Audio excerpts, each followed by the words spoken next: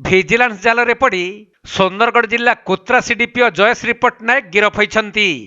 ତେବେ ସେ 2000 ଟଙ୍କା ଲାଞ୍ଚ ନେଉଥିବା ବେଳେ ଭିଜିଲାନ୍ସ ଟିମ୍ ତାଙ୍କୁ ମାଡ଼ି ବସିଥିଲା।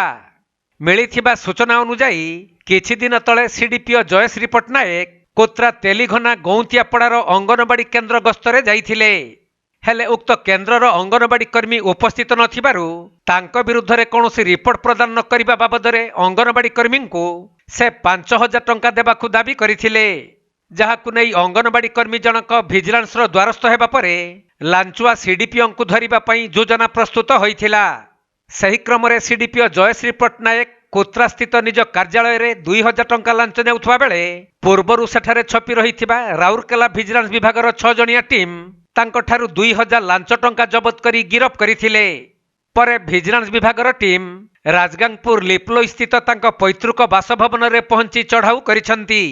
ତେବେ ସବିଶେଷ ସୂଚନା ମିଳିନଥିଲେ ବି ତାଙ୍କ ଘରୁ ନଗଦ 42000 ଟଙ୍କା ସହିତ ଲକ୍ଷାଧିକ ଟଙ୍କାର ସୁନା ଗହଣା ଓ ଗୋଟିଏ କାରକୁ ଜବତ କରିଥିବା ଜଣାପଡ଼ିଛି।